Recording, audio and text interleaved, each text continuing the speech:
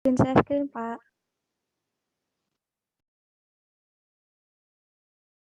Kan Cika. Udah belum, Cuneng? Udah kelihatan?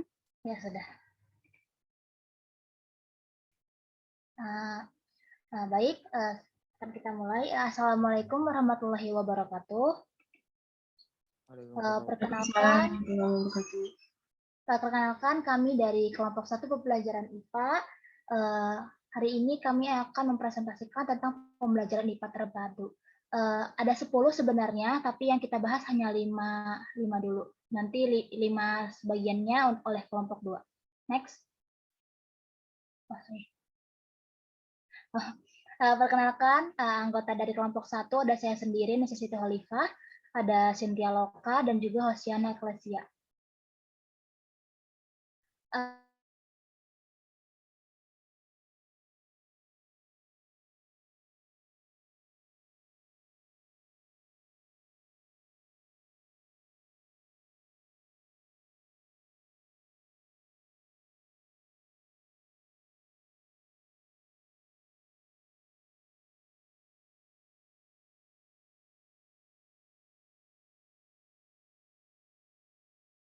Nested the sequence.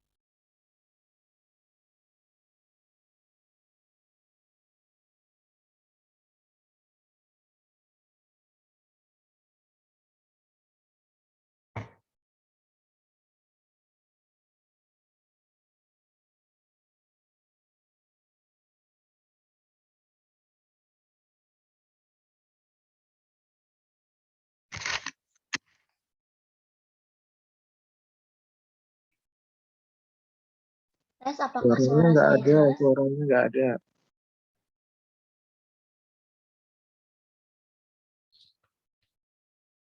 Coba diulang deh dari depan deh ya, suaranya hilang tadi.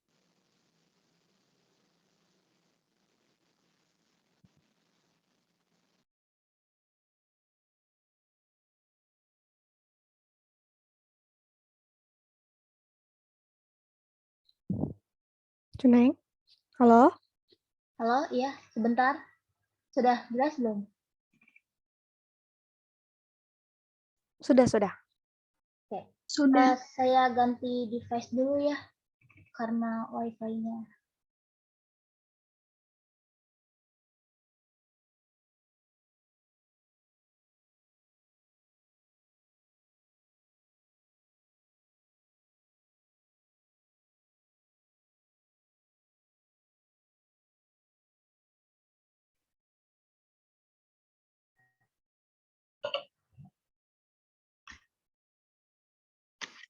Recording in progress.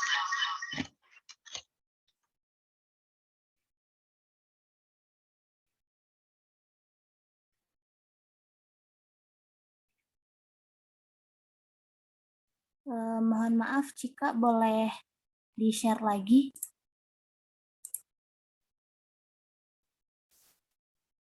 Dari awal ya Pak, mohon maaf sekali tadi jaringannya jelek.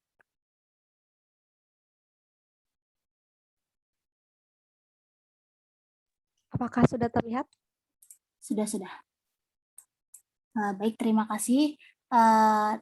Saya lanjutkan kembali ya. Nama saya Anissa. Di sini saya akan menjelaskan tentang definisi pembelajaran IPA terpadu. Nah, menurut Depdikbud Republik Indonesia pada 1996, pembelajaran terpadu merupakan suatu pendekatan pembelajaran yang memungkinkan peserta didik baik secara individual maupun kelompok untuk aktif mencari, menggali, dan menemukan konsep serta prinsip-prinsip secara holistik dan otentik, baik itu secara individual maupun tim atau kelompok. Nah, makna terpadu sendiri dalam pembelajaran IPA itu karena adanya keterkaitan antara berbagai aspek dan materi yang tertuang dalam kompetensi dasar IPA sehingga melahirkan satu atau beberapa tema pembelajaran. Di next. Baik, lalu ada ciri-ciri dari pembelajaran IPA terpadu. Yang pertama ada holistik, yaitu menjadi center attention karena pembelajaran IPA terpadu ini dikaji oleh 2 atau lebih dari bidang studi agar mengerti suatu peristiwa dari segala arah. Lalu ada otentik, artinya peserta didik dapat mengerti secara langsung konsep, prinsip, dan materi yang akan dipelajari melalui kegiatan belajar secara tatap muka langsung. Lalu ada bermakna, karena adanya keterkaitan antara konsep yang satu dengan yang lainnya, maka diharapkan agar peserta didik ini mampu menerapkannya dalam dunia nyata. Lalu juga ada aktif, karena pembelajaran IPA terpadu ini dikembangkan dengan pendekatan discovery inquiry. Nah, di next. Lalu ada kelebihan dari pembelajaran IPA terpadu. Yang pertama, kegiatan belajar peserta didik akan selalu relevan karena kegiatan dan pengalaman peserta didik diimbangi dengan tahapan atau tingkat perkembangan anak. Lalu ada seluruh kegiatan belajar lebih bermakna sehingga hasil belajar pun akan awet atau tahan lama. Lalu ada menumbuh kembangkan keterampilan berpikir dan sosial. Lalu menyajikan kegiatan yang bersifat pragmatis dengan masalah dunia nyata atau duniawi. Lalu meningkatkan kerjasama antar guru seiring waktu. Di next. Lalu adapun kekurangan dari pembelajaran IPA terpadu. Yang pertama, mengharuskan guru untuk memiliki wawasan yang luas, kreativitas, dan rasa percaya diri yang tinggi. Lalu ini juga menuntut kemampuan peserta didik, maupun itu akademiknya ataupun non-akademiknya. Lalu memerlukan sumber informasi dan fasilitas internet yang banyak juga dan bervariasi. Lalu mengharuskan kurikulum pendidikan untuk luas dan berorientasi pada pencapaian pemahaman peserta didik, bukan hanya untuk nilai saja. Lalu ia juga cenderung mengedepankan salah satu bidang studi dan meninggalkan bidang studi lainnya. Next. Nah, lalu berdasarkan pada buku yang berjudul How to Integrate the Curricula pada 1991, Robin Fogarty menyatakan bahwa pembelajaran terpadu dibagi menjadi 10 model, antara lain model fragmented, connected, nested, sequence, share, web, threaded, integrated, immersed, dan network. Lalu kami kelompok 1 akan menjelaskan 5 dari awal tadi. Oke, berlanjut. Terima kasih. Oke, model yang pertama adalah model fragmented, yaitu merupakan pengaturan kurikulum tradisional yang menentukan disiplin ilmu yang terpisah dan berbeda. Artinya, model ini memisahkan antara mata pelajaran yang satu dengan yang lain, baik waktunya, pelaksanaan pembelajarannya, meskipun pelajaran tersebut masih dalam interdisiplin ilmu. Biasanya, dalam bidang akademik utama seperti matematika, sains, seni, bahasa, dan ilmu sosial. Di sini kan ada seperti kotak yang kotak yang terbagi 4, masing-masing kotaknya mempunyai lingkaran, jadi bisa kita umpamakan di kotak bulatan yang pertama itu matematika, di sini sains, sini bahasa, dan juga ilmu sosial.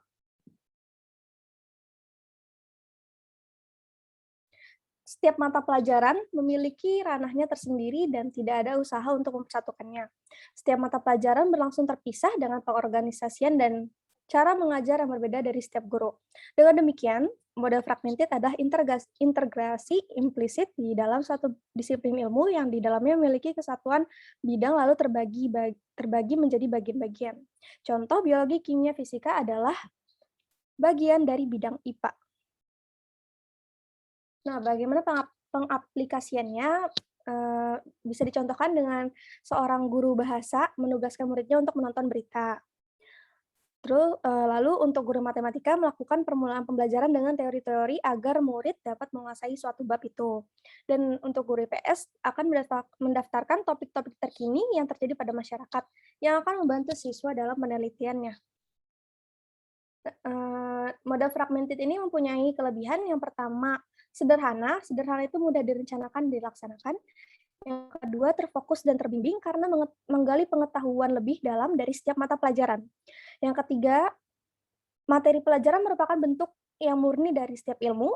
Yang keempat, guru menyiapkan materi sesuai bidang ahli, dan dengan mudah menentukan ruang lingkup bahasan yang diprioritaskan dalam setiap pembelajaran. Dan yang terakhir, menciptakan guru ahli dalam bidangnya serta dapat mengembangkan ilmunya secara luas. Untuk kekurangannya, model fragmented ini membuat siswa tidak mampu membuat hubungan yang berkesinambungan antara macam bidang ilmu yang berbeda sehingga tidak mampu membuat hubungan secara konsep terhadap dua mata pelajaran yang berbeda. Lalu tidak adanya pengintegrasian antar disiplin ilmu akan menyebabkan pelimpahan dan penimbunan materi pada siswa. Yang ketiga, tidak memperhatikan sikap dan keterampilan siswa.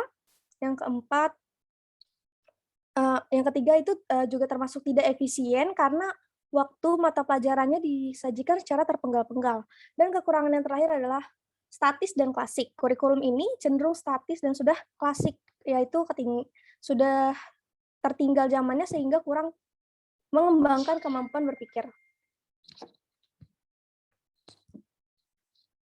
Oke, sekarang masuk ke model yang kedua. Model yang kedua yaitu model connected, yaitu pembelajaran yang memerlukan integrasi inter bidang atau inter mata pelajaran. Pembelajaran ini menghubungkan satu konsep, keterampilan, ide, ataupun topik dengan yang lainnya yang sudah dipelajari selama satu semester, bahkan ide-ide yang akan dipelajari di semester berikutnya. Sintak pembelajarannya yaitu tahap perencanaan, pelaksanaan, dan tahap evaluasi. Nah, kunci model ini adalah usaha untuk mengaitkan hubungan suatu bidang ke dalam satu disiplin ilmu. Untuk contohnya, kalau misalnya tadi fragmented itu dia terpisah-pisah, mempunyai 4 kotak dan 4 lingkaran yang masing-masing. Nah, untuk connected ini, salah satu lingkarannya di bidang fisika itu juga bersinggungan dengan kimia dan juga biologi. Kelebihan dari model connected itu yang pertama, terjadi proses internalisasi. Peserta didik dapat mengembangkan konsep-konsep kunci secara terus-menerus sehingga terjadilah proses internalisasi. Yang kedua, terjadi proses transfer ide, yaitu menghubungkan ide-ide dalam suatu bidang ilmu yang memungkinkan peserta didik untuk mengkaji, memperbaiki, serta mengasimilasi ide-ide secara terus-menerus. Yang ketiga, memperoleh gambaran lebih luas dan lebih jelas, dan yang terakhir, tidak mengganggu kurikulum yang sedang berlaku. Lalu untuk kekurangan dari model connected ini, guru tidak didorong untuk bekerja secara bersama-sama sehingga isi pelajaran tetap terfokus tanpa merentangkan konsep-konsep dan ide-ide antara mata pelajaran. Yang kedua, usaha yang terkonsentrasi untuk mengintegrasikan ide dalam suatu mata pelajaran dapat mengabaikan kesempatan untuk mengembangkan hubungan yang lebih global dengan mata pelajaran lain. Model selanjutnya akan dijelaskan oleh teman saya. Sebelumnya, apakah suara saya terdengar? Terdengar, Roci. Terima kasih. Model yang ketiga itu adalah model nested. Model nested itu merupakan model pembelajaran terpadu. Tipe nested itu merupakan suatu pengintegrasian desain pembelajaran yang bertujuan untuk memperkaya guru agar lebih terampil dalam pengembangan konsep pembelajaran dan mengakibatkan pembelajaran tersebut lebih bermakna. Model nested ini menerapkan konsep suatu materi dan juga memadukan aspek keterampilan, yaitu keterampilan berpikir, keterampilan sosial, dan keterampilan mengorganisir. Boleh di next. Nah, ini itu merupakan penggambaran dari model nested, di mana lingkaran yang paling kecil itu yang ada tulisan KD-nya merupakan kompetensi inti yang akan dipelajari oleh siswa. Sementara lingkaran besar yang ada di luarnya itu keterampilan yang akan diterapkan oleh guru yang akan dicapai siswa selama proses pembelajaran. Boleh di next, Cika. Nah, dalam model nested itu kan tadi saya sudah sebutkan ada 3 keterampilan, yaitu keterampilan sosial, keterampilan berpikir, dan keterampilan mengorganisir. Keterampilan sosial itu dapat dilatih oleh guru dengan cara mendengarkan, mengklarifikasi, menerima ide, mencari kesepakatan, dan menyimpulkan.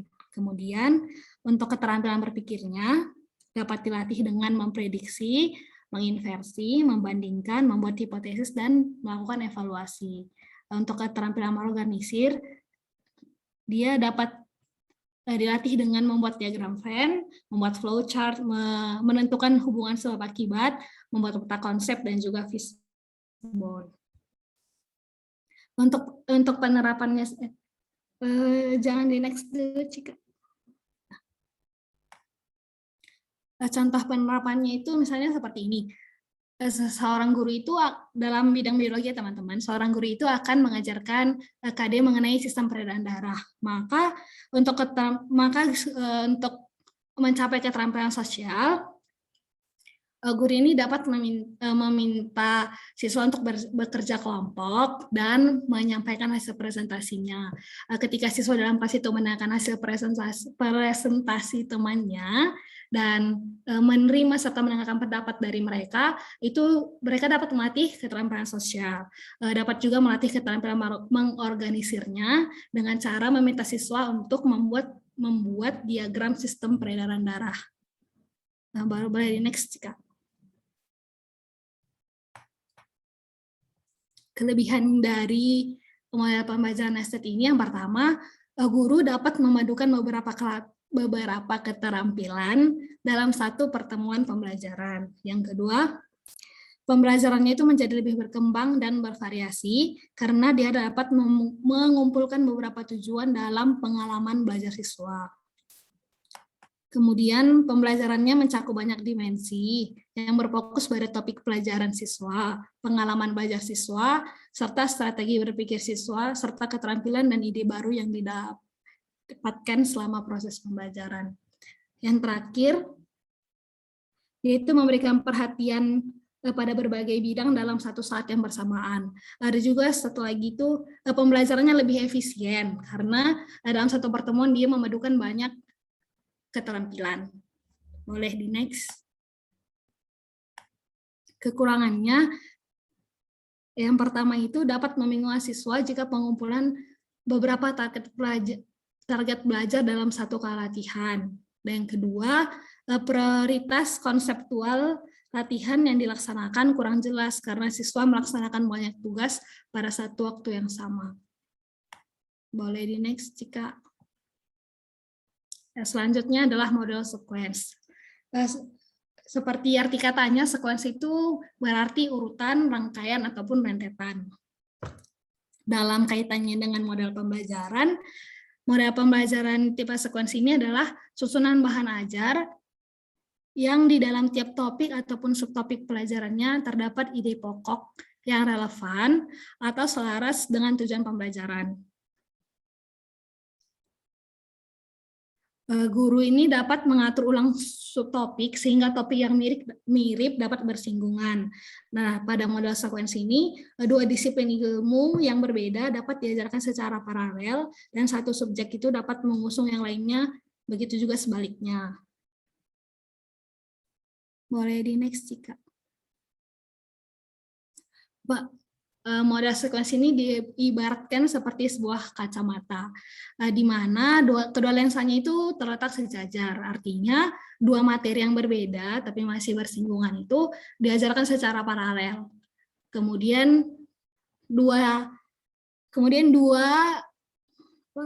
materi yang berbeda tersebut dibingkai oleh konsep yang sama dan ataupun berkaitan. Nah, boleh di next, Cika.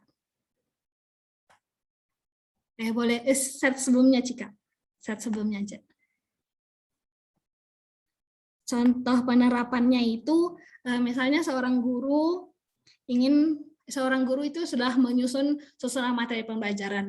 Materi pembelajarannya ini adalah indera penglihatan dan alat optik. Indera penglihatan itu biasanya dipelajari dalam pembelajaran biologi, sedangkan alat optik itu adalah materi dari mata pelajaran fisika. Tetapi kedua topik ini dapat diajarkan secara berurutan karena masih mengusung konsep yang sama. Baru boleh di next, Cika. Kelebihan dari model sekuensi ini yang pertama adalah konsep pelajarannya itu yang bersinggungan dapat diajarkan secara paralel. Yang kedua, dapat meningkatkan kreativitas guru dalam menganalisis pokok bahasan yang materi. Yang ketiga, guru dapat menentukan prioritas kurikuler, tidak harus berpatokan pada urutan isi bukunya. Kemudian yang keempat, dapat mempermudah siswa dalam memahami isi materi yang disampaikan oleh guru. Dan yang kelima itu mempererat relasi antar guru bidang studi yang berbeda. Boleh di next, Cika. Selanjutnya, kekurangan dari model pembelajaran sekuensi ini adalah dibutuhkannya sikap kompromi dari guru dalam membuat urutan topik. Artinya guru-guru ini tidak boleh ada yang mementingkan diri sendiri dan pembelajaran yang terlibat. Karena seperti pengibaratan diagram model sequence tadi, kedua materi itu diajarkan secara paralel, jadi gurunya juga tidak boleh mementingkan diri sendiri. Kemudian yang kedua, dia membutuhkan kerjasama yang berkelanjutan dan fleksibilitas yang tinggi dari semua guru yang topik pembelajarannya terlibat. Terima kasih. Selanjutnya akan dilanjutkan oleh teman saya. Baik, yang terakhir ada model shared atau berbagi atau juga model irisan. Nah, model shared ini didefinisikan oleh Robin Fogarty ini seperti shared planning and teaching take place into disciplines in which overlapping concept or ideas emerge as organizing elements.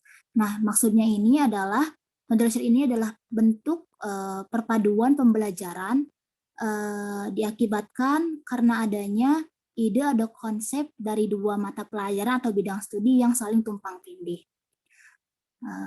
Di next. Berikut adalah karakteristiknya. Nah, sekalian juga sama penerapannya. Misalkan di sini lingkaran pertama itu menunjukkan bidang studi yang pertama, dan lingkaran kedua itu menunjukkan bidang studi yang kedua. Nah, kedua bidang ini beririsan pada kesamaan konsep, keterampilan, dan sikap yang saling tumpang tindih. Misalkan pada gambar ini ada bidang studi fisika dan biologi dengan materinya getaran dan gelombang. Ada 3 ya, ada getaran, frekuensi getaran, dan pengukuran frekuensi. Sedangkan di bagian biologi itu ada sistem pernafasan, materinya itu mekanisme pernafasan, frekuensi pernafasan, pengukuran frekuensi bernafas.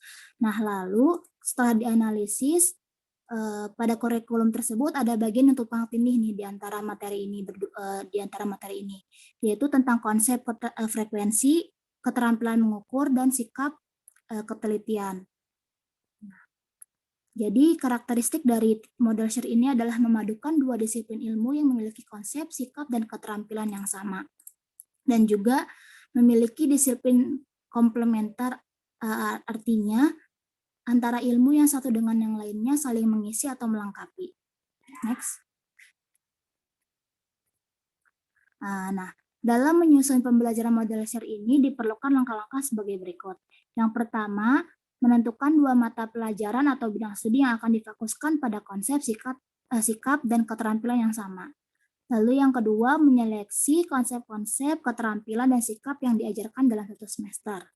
Yang ketiga, memilih beberapa atau satu konsep, keterampilan, dan sikap yang memiliki keterhubungan yang erat dan saling tumpang tindih di antara mata pelajaran tersebut. Lalu yang keempat, memilih tema yang cocok untuk pembelajaran tersebut. Next. Nah, adapun kelebihan dari model shared ini adalah yang pertama, sebagai tahap awal menuju tipe pembelajaran terpadu yang lebih kompleks dengan 4 disiplin ilmu. Yang kedua, konsep yang dikaji dan pemahaman tentang materinya pun lebih mendalam.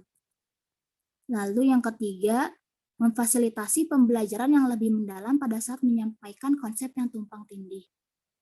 Lalu yang keempat, dapat mengambil waktu atau menghemat waktu yang sama untuk materi yang saling tumpang tindih, karena tadi dia itu dua disiplin ilmu yang dibahas dalam satu pertemuan kan.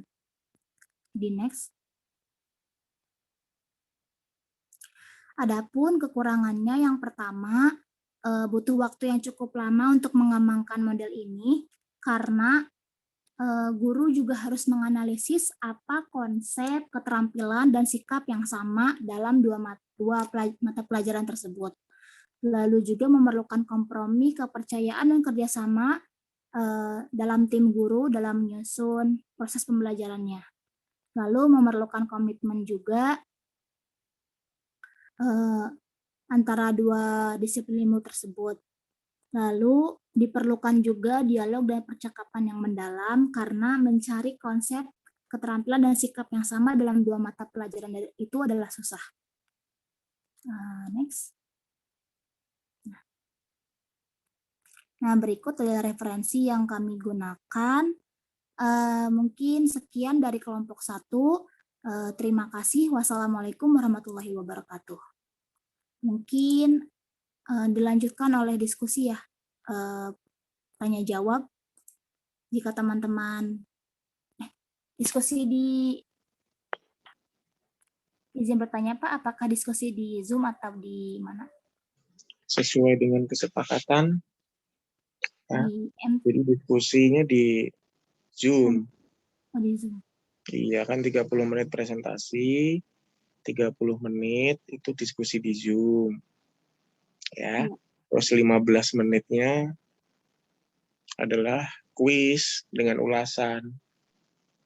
Iya Pak, silahkan mungkin teman-teman ada yang ingin bertanya? Saya izin bertanya. Ya, silahkan Naura. Oke, terima kasih kelompok 1 atas pemaparan materinya. Saya Naura izin bertanya. Walaupun tadi telah disebutkan beberapa model itu kan pasti punya kelebihan sama kekurangan ya. Tapi menurut kelompok 1, model yang tadi disebutkan itu ada nggak sih yang mendekati ideal yang setidaknya dapat kita gunakan pada perkembangan pembelajaran di era sekarang? Terima kasih. Baik, terima kasih.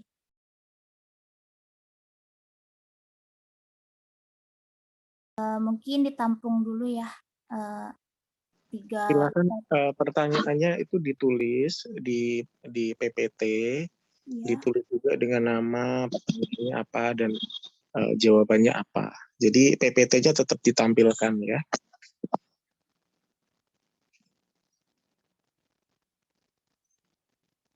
Baik, mungkin Cika bisa menampilkan PPT lalu menulis pertanyaan dari Naurah tadi. Baik, sebentar ya.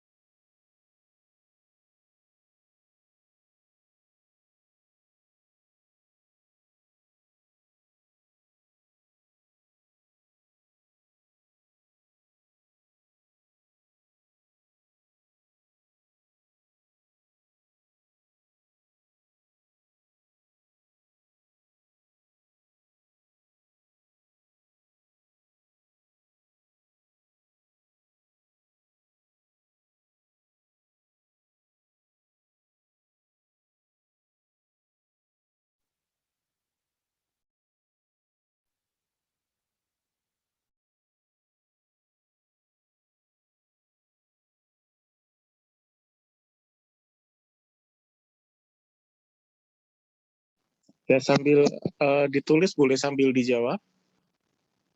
Baik. Bapak, saya izin memberi tanggapan untuk pertanyaan Naura.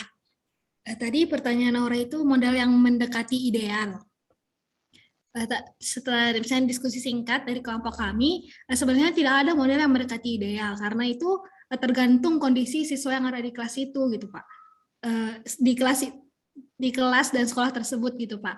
Karena kan mungkin kita anggap model yang satu ini ideal untuk di kelas yang ini, tapi mungkin di kelas yang lain tidak ideal.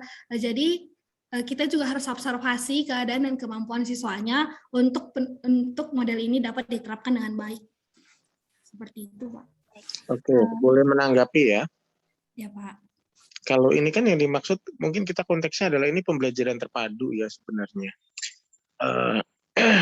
Yang kita bahas ini sebenarnya adalah pembelajaran terpadu, tapi kita kerucutkan menjadi pembelajaran IPA terpadu. Nah, pembelajaran IPA terpadu itu apakah didasarkan dari siswa ataukah memang sudah kurikulum?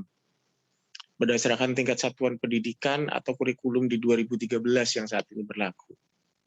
Apakah misalkan kita mau membelajarkan IPA di kelas 7 kelas 7 atau kelas 8 misalkan, 8A misalkan. Kelas 8A itu menggunakan pembelajaran terpadu, misalkan tipe A misalkan. Kemudian yang 8B menggunakan pembelajaran terpadu tipe B misalkan. Apakah seperti itu atau seperti apa maksudnya?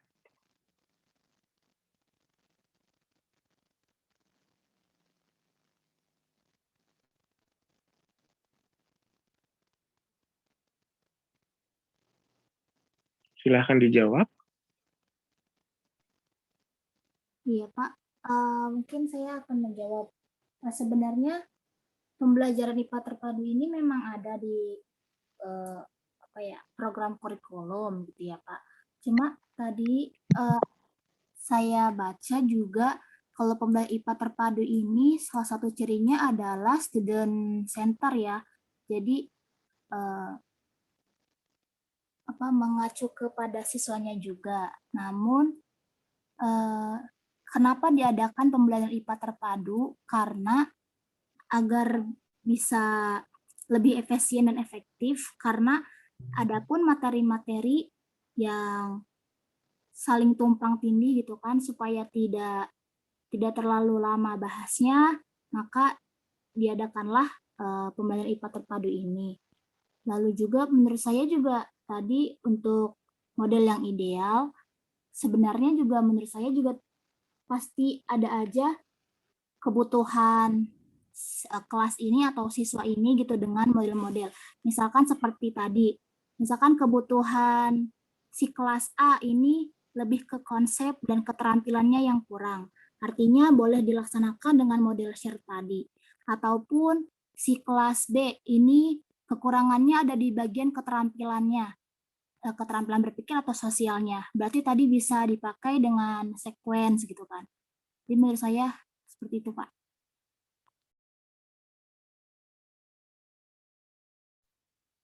Mohon koreksi jika ada yang salah. Oke. Baik, sebenarnya begini. Ya, dalam kita mengidentifikasi atau kemudian akhirnya menentukan ya tipe pembelajaran terpadu yang kita gunakan itu sebenarnya tidak hanya didasarkan pada kebutuhan ataupun karakteristik siswa saja gitu ya, tapi juga melihat dari karakteristik materi yang akan dipadukan. Paham ya maksudnya ya? Kalau kita dalam konteks IPA ya berarti materi-materi dalam fisika, kimia, biologi itu mana yang nanti akan bisa dipadukan dan menggunakan tipe jenis apa, tipe atau jenis dari pembelajaran terpadu itu sendiri. Begitu ya. Jadi saya sependapat kalau misalkan memang tidak ada yang paling ideal. Jadi memang, tetapi saya kurang sependapat kalau misalkan itu hanya didasarkan dari kebutuhan siswa saja, ya. Tetapi juga didasarkan dari karakteristik dari ilmunya itu sendiri yang dipadukan, gitu ya. Nah, kalau misalkan kita mau melihat yang lebih luas atau menjangkau yang lebih luas, pembelajaran terpadu itu kalau di SD itu kan tidak hanya IPA saja, tapi juga ada bahasa di situ, kemudian ada IPS di situ, ya. Nah, itu juga dimasukkan dalam pembelajaran terpadu. Tetapi kita dalam artian konteks ini adalah pembelajaran dari karakteristik ini atau jenis-jenis ini, dan kemudian kita implementasikannya dalam pembelajaran IPA terpadu seperti itu. Baik, Pak. Terima kasih tanggapannya, Pak. Oke. Oh ya, mungkin sebelum dilanjutkan ke pertanyaan yang lain, mungkin saya boleh menanggapi dulu ya. Untuk yang di PPT, sebaiknya yang dipresentasikan itu sesuai dengan format AKM. Ya, jadi ada judul, kemudian ada bibliografi atau daftar pustakanya di depan, jadi yang dianalisisnya artikel mana saja, kemudian fakta pentingnya, kemudian pertanyaan yang muncul, ya, kemudian konsep utama dan tanggapan, dan kemudian refleksi. Ini seharusnya ada AKM kan ya? Iya Pak, Ya, AKM ada, sudah Pak. di-share Pak di Mteams. Iya, harusnya yang dipresentasikan PPT-nya sesuai dengan format AKM. Dan karena memang ini basisnya adalah kinerja teman-teman, jadi silahkan teman-teman yang presentasi, saya kira kita sudah sepakat bahwa yang presentasi open kamera ya, jadi karena nanti kan akan dinilai presentasinya. Kalau misalkan off kamera, ya kita juga kesulitan kalau misalkan nanti menilai teman-teman dalam unjuk kerja ketika menjawab pertanyaan ataupun dalam mempresentasikan hasil diskusinya. Gitu ya. Bisa dipahami? Baik Pak, mohon maaf ya Pak. Jadi tidak sempat. Silakan dilanjutkan. Baik. Silahkan, mungkin ada yang ingin bertanya lagi. Saya Yodel izin bertanya, Nisa. Ya, silahkan. Pada slide ke-18 tadi Siana menjelaskan gambar model nested. Terus saya izin bertanya, dari gambar tersebut terdapat dua keterangan keterampilan. Yang ingin saya tanyakan, apakah keterampilan tersebut beda atau sama? Sekian pertanyaan dari saya, terima kasih.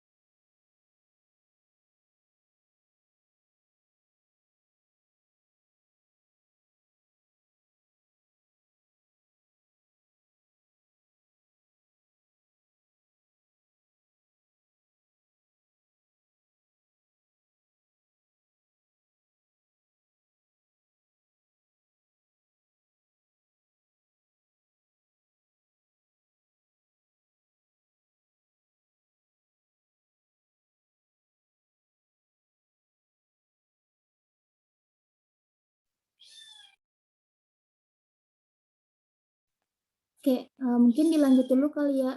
Ade tadi izin bertanya. Silahkan. Baik, terima kasih untuk kelompok 1 atas presentasinya. Saya Ade Heradinda izin bertanya. Apabila kita ingin menggunakan model nested, apakah ada cara untuk mengatasi kekurangannya dalam mengatur banyaknya tagihan tugas agar siswa tidak terbebani? Terima kasih.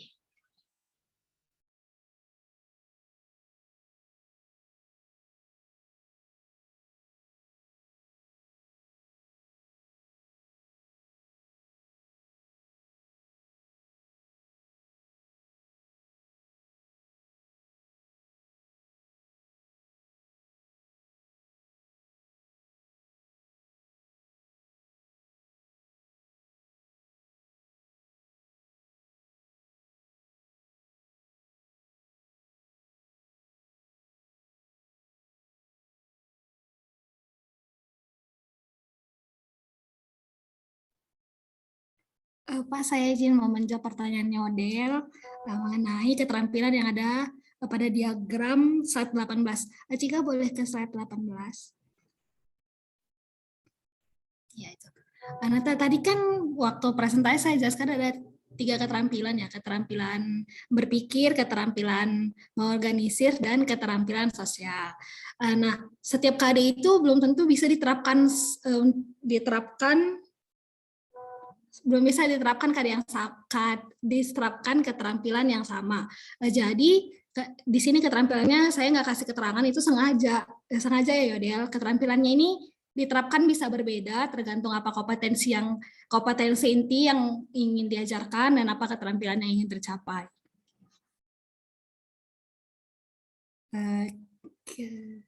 Kira-kira gimana ya, Del?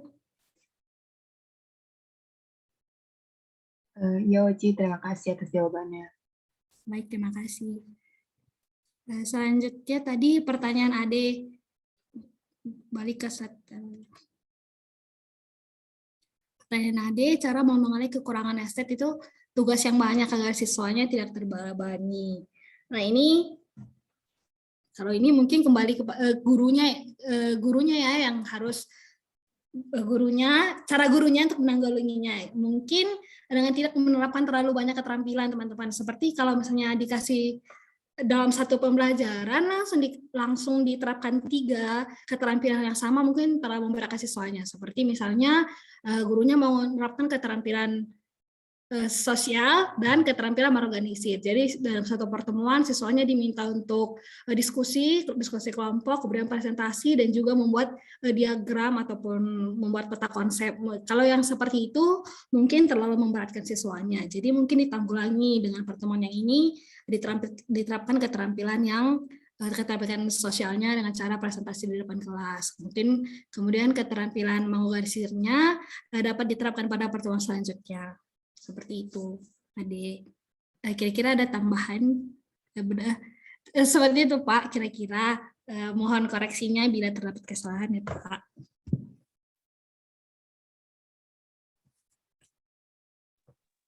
Baik, terima kasih Oci atas tanggapannya.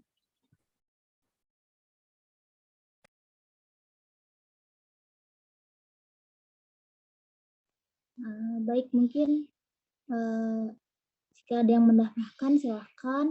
Jika ada yang ingin bertanya juga boleh.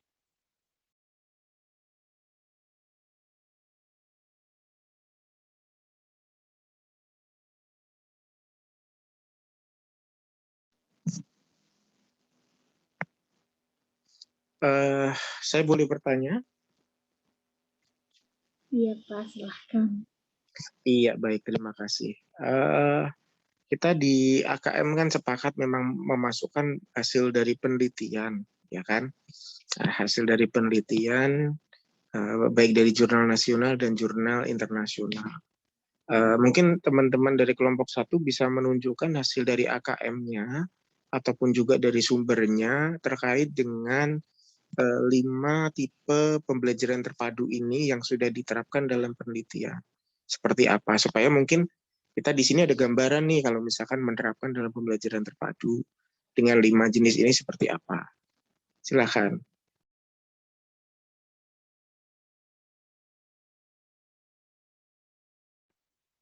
Baik.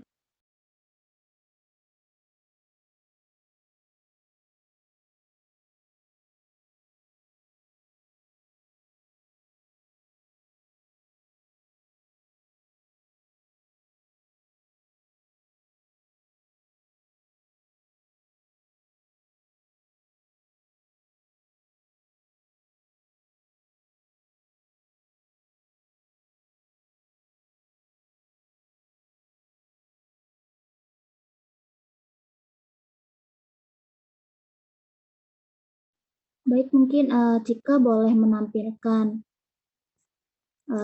jurnal yang penerapan pembelajaran IPA terpadu tipe share mungkin. Ada di Drive, Cika.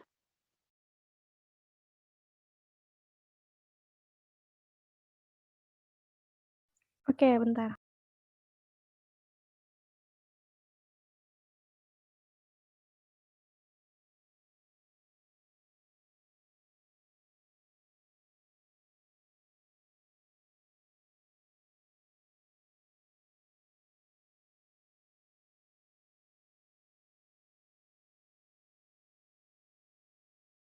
Nah, baik, di sini ada jurnal dari UNS ya tentang penerapan pembelajaran IPA terpadu tipe share dengan model pembelajaran kooperatif tipe Student Team Achievement Division pada tema Center Plastik. Nah, mungkin di sini pembelajaran IPA terpadu di sini model share ini juga dipadukan dengan model lain ya. Jadi tidak hanya tipe model share sendirian. Lalu di sini dijelaskan bahwa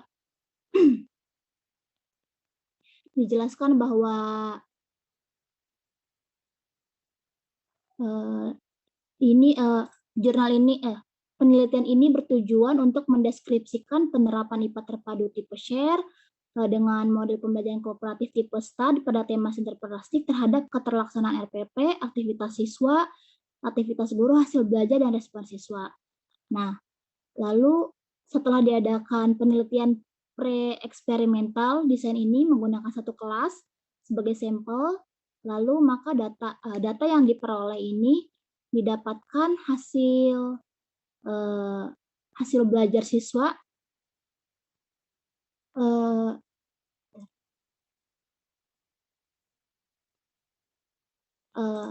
meningkat ya, maksudnya ketuntasan hasil belajar siswa dalam menerapkan IPA terpadu pada tema sinterplastik ini mencapai 94%, artinya meningkat. Maka aktivitas siswa yang paling dominan pun adalah mengerjakan LKS dalam kelompok belajar. Lalu menurut evaluasinya pun secara keseluruhan siswa merasa lebih mudah memahami materi IPA terpadu dengan presentasi tadi mencapai 94%. Lalu apabila dilihat dari simpulannya,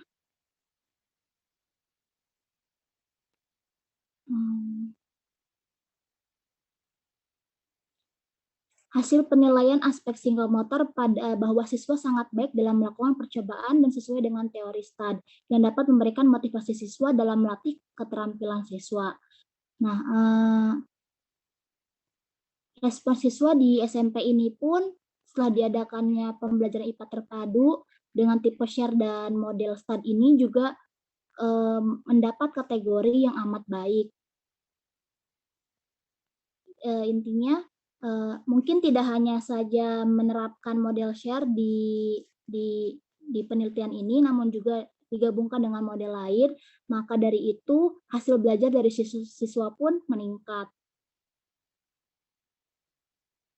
Mungkin dari... Boleh lihat judulnya nggak? Boleh.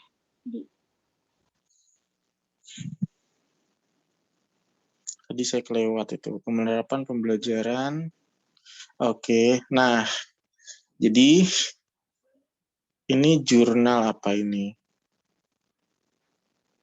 Oke, pertanyaan saya, yang ini tadi sudah dimasukkan ke dalam AKM atau ke dalam PPT, saya mohon maaf belum membuka AKM-nya, tapi kalau di dalam PPT kayaknya nggak ada tadi ya, bahwa pembelajaran tipe share, aplikasi dalam penelitian dari Rosa, Abdul, dan Beni, dan kawan-kawan menunjukkan bla bla bla bla. Nggak ada kan ya di PPT?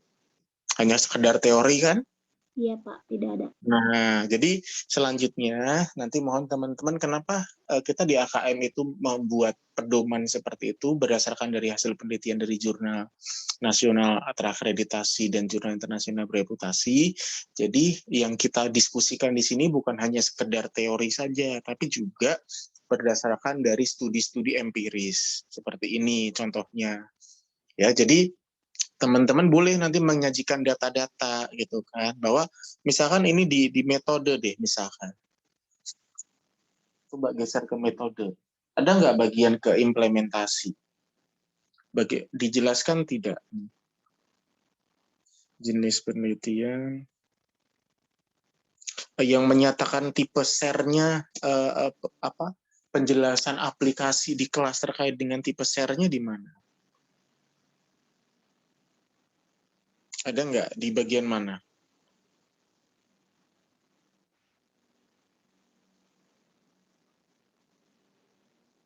Kalau ini kan tipe share itu adalah dengan 2 subtema, gitu kan. Nah, yang dipadukan itu temanya apa dan apa, ada nggak penjelasannya? Nah, kalau nggak ada, berarti di sini nanti bisa ditambahkan dalam tanggapan, gitu kan, menjadi kelemahan dan kekurangannya, Itu ya.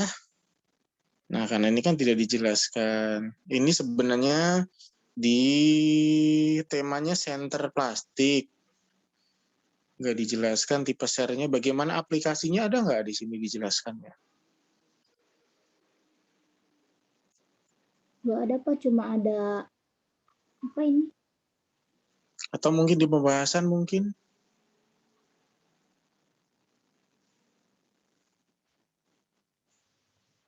Di pembahasan?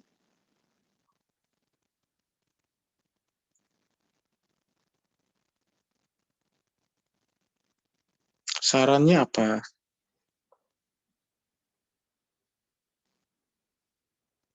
Nah, seperti ini kan nanti teman-teman bisa memasukkan dalam fakta penting gitu kan, bahwa berdasarkan hasil penelitian ini disarankan dalam pembelajarannya, misalkan ini ya, pemilihan tema yang mudah ditemui dan dalam kehidupan sehari-hari sebagai alternatif pembelajaran agar siswa tidak jenuh atau bosan di dalam kelas. Karena pembelajaran berguna untuk memberikan kemudahan kepada mereka melakukan pemahaman dan berpikir menemukan informasi. Guru dalam proses pembelajaran tidak memberikan sebagian besar informasi kepada siswa, melainkan hanya sebagai fasilitator. Nah, jadi pengalaman-pengalaman atau hasil-hasil studi empiris ini yang sebaiknya memang kita ungkap kan. Jadi kita tidak hanya bercerita terkait dengan yang namanya pembelajaran terpadu itu adalah seperti ini definisinya.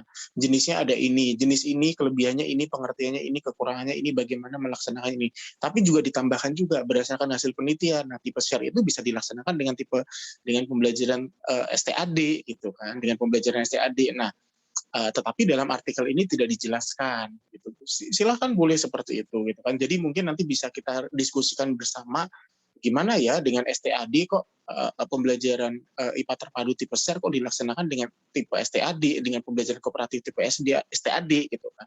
Nah, bagaimana caranya? Nah, teman-teman sebenarnya dalam berdiskusi itu boleh meng-email penulis di situ gitu kan. Jadi bisa meminta penjelasan. Nah, misalkan teman-teman nanti mengontak lewat email atau HP, nanti kan dapat informasi. Setelah kami mengontak email, misalkan kami dapat informasi bahwa di artikel tidak disebutkan, tapi kita bisa mendapatkan informasi dari penulis bahwa implementasinya seperti ini.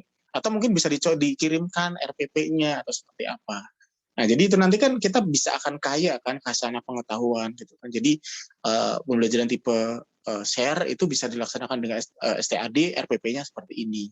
Gitu ya. Jadi ini sekedar masukan buat kelompok 1 dan nanti untuk kelompok-kelompok selanjutnya. Jadi jangan hanya sekedar teori ataupun konsep-konsep saja, tetapi juga sebaiknya dalam kita tidak hanya di mata kuliah ini saja ya saya pikir, tapi di semua mata kuliah kita juga harus mengusung hasil-hasil studi-studi empiris seperti itu.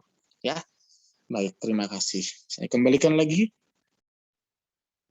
Baik Pak, terima kasih atas tanggapannya. Mungkin nanti kita akan perbaiki, lalu juga semoga kelompok selanjutnya juga lebih mengerti ya Pak.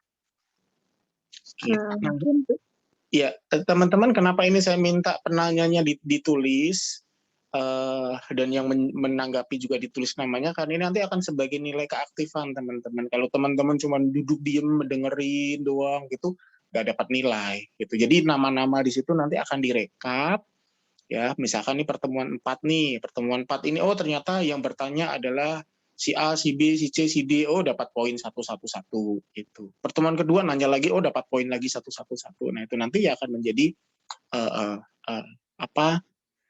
nilai-nilai performance dari teman-teman. Jadi semuanya saya berharap teman-teman semuanya aktif ya. Tidak hanya yang presentasi saja, tetapi semuanya bertanya ataupun menanggapi, silahkan. Atau nanti kita akan buat instrumen khusus kali ya, jadi ada Excel, jadi yang bertanya siapa kasih nilai poin 1. Kita secara fair aja terbuka dengan nilai authentic assessment ya, jadi misalkan yang ini bertanya nanti di total selama berapa pertemuan itu totalnya misalkan ada 10 poin, ya tinggal dikali saja. Jadi saya harap teman-teman, kita setuju bahwa di sini dengan yang ada dipaparkan di artikel ini bahwa guru itu hanya sebagai fasilitator dalam kegiatan belajar mengajar gitu kan. Ya, jadi siswa lah yang aktif. Jadi teman-teman di sini harus aktif ya. Oke, silakan. Kalau sudah nanti mohon maaf, kalau sudah diskusi silahkan dilanjutkan dengan kuis, dan kuisnya nanti mohon diulas ya. Baik Pak, terima kasih. Mungkin tambahannya dari Bapak itu, mungkin yang lainnya ada pertanyaan lanjutan atau yang ada yang ingin menanggapi, silahkan.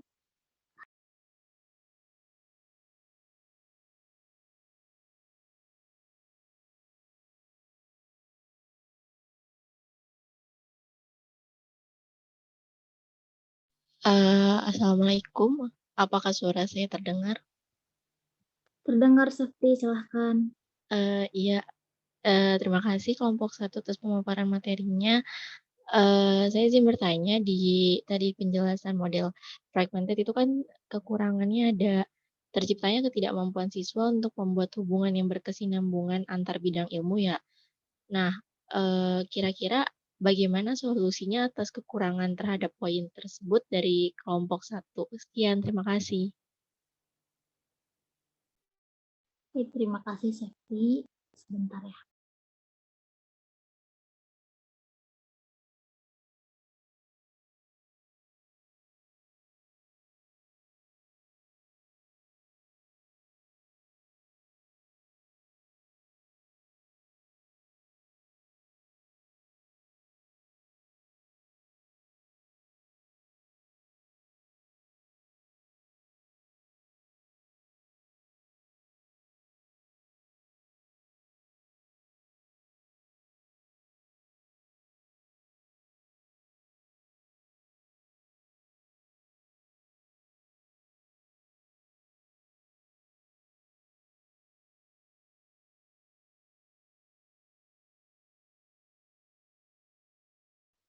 Mungkin Cika ditulis dulu pertanyaan Sakti tadi di PPT.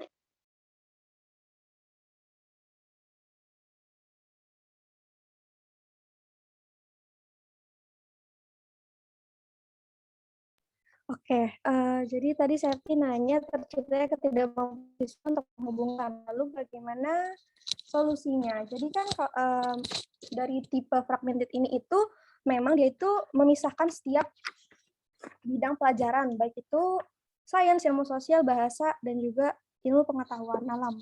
Lalu bagaimana cara agar siswa bisa memahami gitu, atau memahami antar bidang gitu, mungkin dengan cara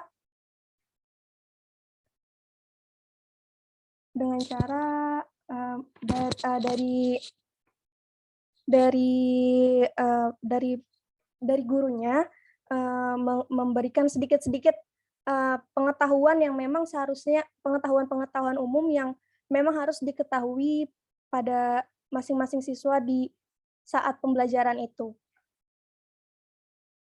Jadi guru bisa memberikan sedikit atau sepintas-sepintas pengetahuan-pengetahuan umum bagaimana hubungan antara satu bidang dengan bidang yang lain.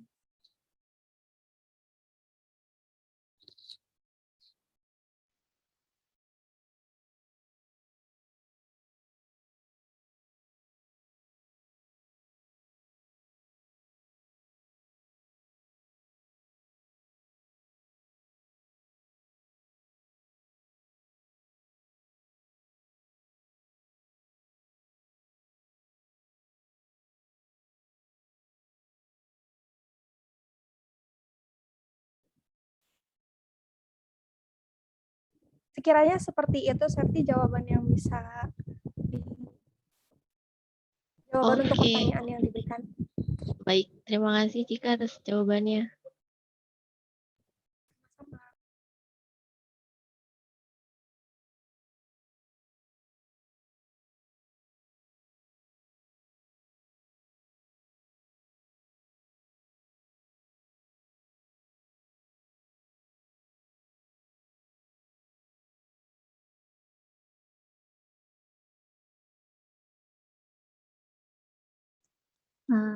Baik, mungkin ada yang ingin menambahkan jawaban dari Cika tadi, atau mungkin disudahi diskusinya lalu berlanjut kepada kuis atau gimana? Teman-teman ada yang ingin bertanya lagi?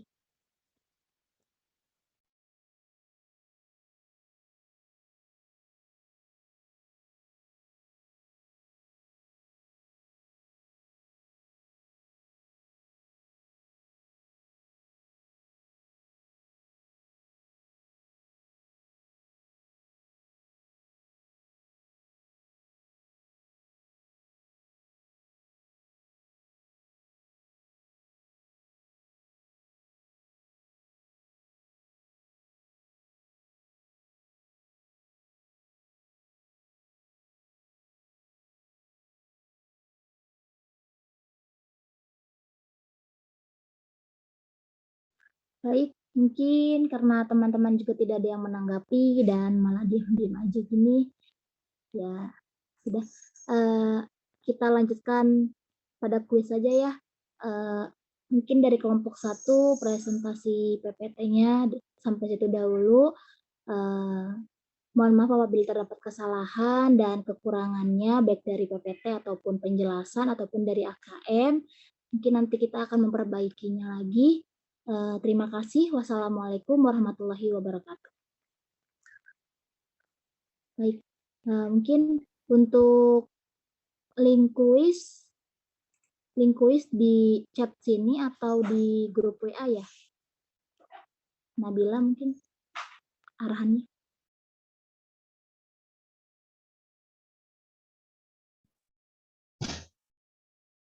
Mungkin di sini boleh.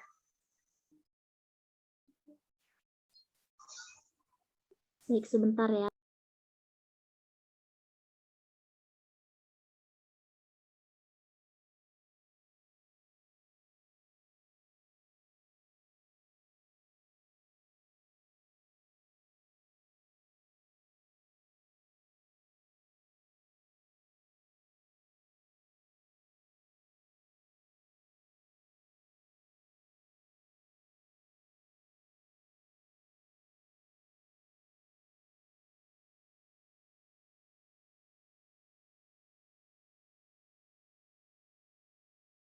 Baik, berikut saya kirimkan link kuisnya di chat Zoom.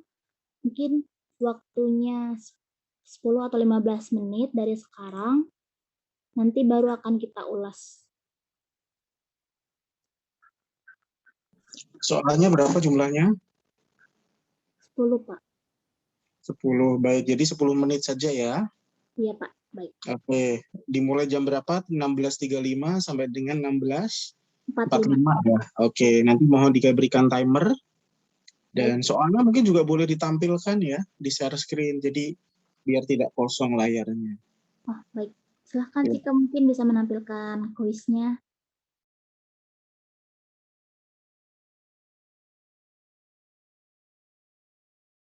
Baik, sebentar ya.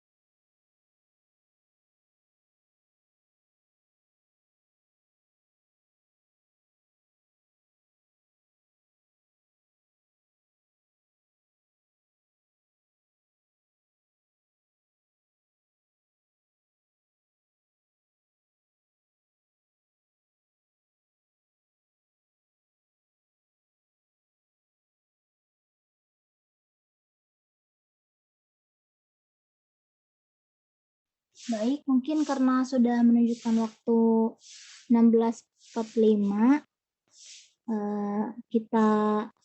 kita ulas ya kuisnya. Cika mungkin boleh share screen lagi. Share screen kuisnya aja gitu. Oh iya, kuisnya aja ya, Neng. Iya, iya.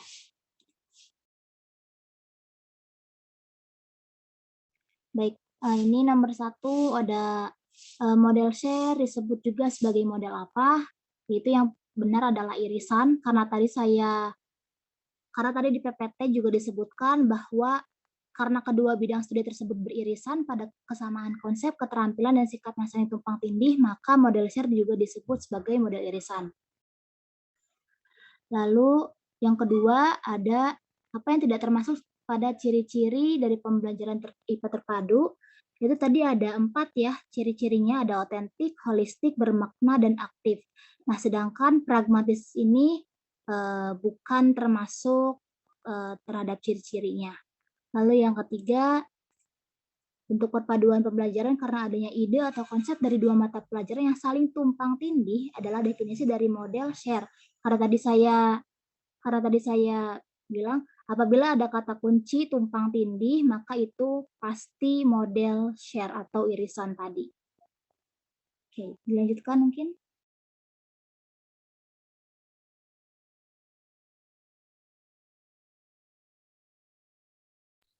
Oke, selanjutnya itu yang menjadikan ciri model fragmented itu adalah separated subject karena dia merupakan kurikulum tradisional yang dengan mata pelajaran yang terpisah. Nah, itu mata pelajaran terpisah itu dimaksudkan dengan separated subject. Lalu selanjutnya di bawah ini yang tidak termasuk ke dalam tahapan sintaks model connected adalah tahapan sintaks model connected itu ada perencanaan, pelaksanaan, dan juga evaluasi. Jadi, di bawah ini yang tidak termasuk kecuali, jadi yang termasuk adalah perencanaan. Lalu, mengaitkan hubungan suatu bidang ke dalam satu disiplin ilmu adalah kunci dari model connected. Karena kunci utama model ini adalah usaha untuk mengaitkan hubungan suatu bidang ke dalam satu disiplin ilmu. Nah, yang selanjutnya adalah model yang dianggap statis dan klasik. Adalah kekurangan dari model, ini merupakan kekurangan dari model fragmented karena dianggap statis dan klasik itu kurang mengembangkan kemampuan berpikir.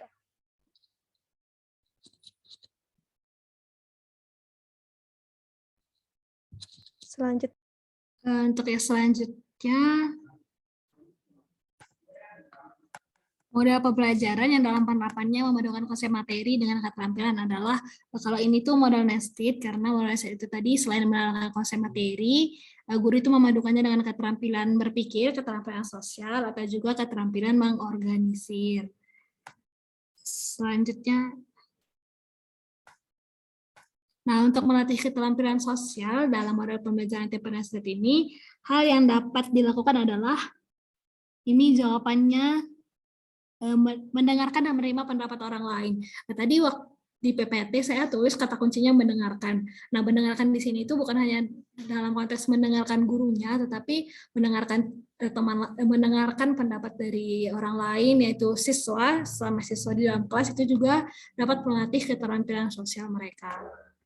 Nah, yang terakhir, model sekuensi itu digambarkan seperti sebuah kacamata. Artinya, yang itu jawabannya, materi pembelajaran dengan konsep yang berkaitan dapat diajarkan secara berurutan dan semua materi diajarkan secara paralel.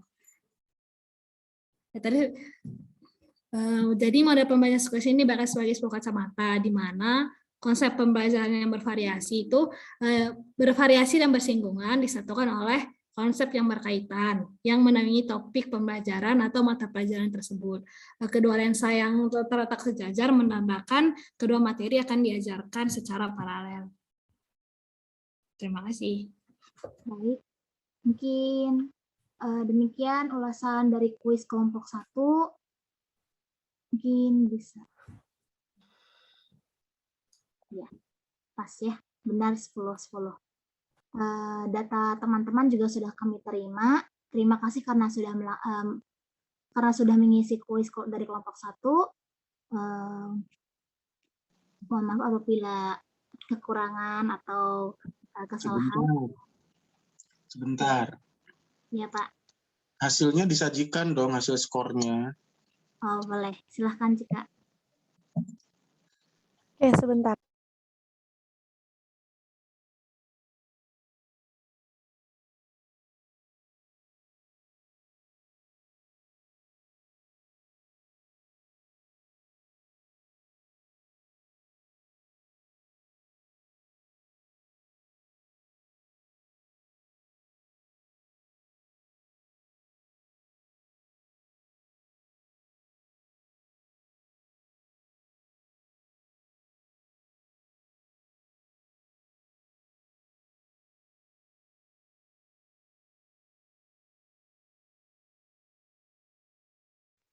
Nah, berikut adalah jawaban dari teman-teman. Mungkin tadi saya nggak tahu ya, tapi kenapa Ahmad tidak mengerjakan. Mungkin karena dari tadi juga di sini tidak ada Ahmad sepertinya. Namun semuanya sudah mengerjakan. Lalu tadi dilihat skornya, rata-rata 8, Niken 9, dan Nia 10. Ya. Ahmad ada tadi di awal? Iya, Pak, tapi tidak mengerjakan kuis. Nggak ada konfirmasi? Nggak ada konfirmasi ke Nabila juga sepertinya. Terus juga ini di Zoom juga tidak ada. Oke. Baik, untuk soalnya juga sudah cukup baik ya. Tetapi mungkin lebih baik lagi teman-teman mungkin nanti bisa mengembangkan lebih lanjut soalnya itu tidak hanya di level C1 ataupun tidak hanya di level C1 ataupun level C2 saja. Ya, level mengingat ataupun memahami saja, tapi buat soal-soal yang hot, soal-soal yang mulai dari menganalisis, mengevaluasi, soal dari mengaplikasikan atau menerapkan ya C3, menganalisis, mengevaluasi, dan membuat atau mencipta. Nah, jadi meskipun soalnya hanya 10 misalkan, tetapi sebaiknya sebaran dari C1 sampai C6 juga merata. Itu ya, itu saja pesan saya. Silakan dilanjut. Baik, karena presentasi juga sudah, kuis sudah, ulasan pun sudah, mungkin nanti kita akan share hasil notulensi dari diskusi tadi. Nanti kita akan posting ke Mteams. Mungkin apakah bisa ditutup, Pak?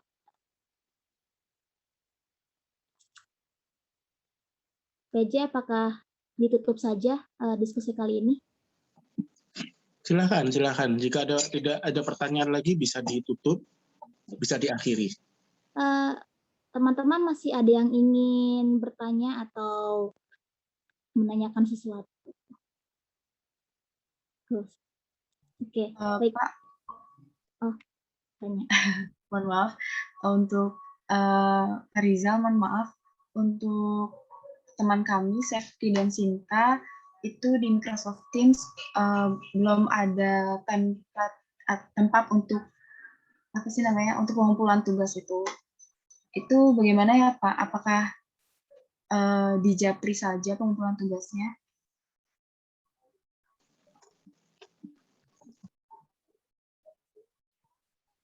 Iya Pak Rizal, jadi minggu kemarin kita ada tugas tentang hakikat sains, lalu mungkin joinnya telat kali itu, sebelum dikasih tugas, jadi setelah dikasih tugas baru join kali. Silakan di-post di pertemuan ketiga saja, yang tidak bisa join, yang tidak bisa submit, silakan di-post di pertemuan 3 saja, agar bisa terdokumentasi, jangan dikirim ke WA group ya, karena khawatirnya nanti hilang. Baik, terima kasih Pak. Baik Pak, untuk yang mahasiswa MBKM Unsud itu Ahmad, itu bagaimana ya Pak? Karena dia tidak bisa join Microsoft Teams baik dengan akun Gmail maupun dengan akun domain Unsud itu sendiri. Begitu ya. Nanti saya coba deh, maaf saya lupa belum memasukkan menginvite secara langsung. Nanti saya coba ya. Oh, baik Pak, terima kasih. Baik, mungkin sudah tidak ada yang ingin bertanya lagi. Sudah cukup? Insya Allah cukup. Baik. Nah, karena waktu juga sudah menunjukkan waktu jam 4.55 sore, maka presentasi dari kelompok 1 kami tutup. Mohon maaf apabila terdapat kesalahan dan kekurangannya masing-masing. Terima kasih Pak Rizal, Bu Daniar, dan teman-teman semua. Wassalamualaikum warahmatullahi wabarakatuh. Waalaikumsalam warahmatullahi wabarakatuh. Waalaikumsalam warahmatullahi wabarakatuh. Salam.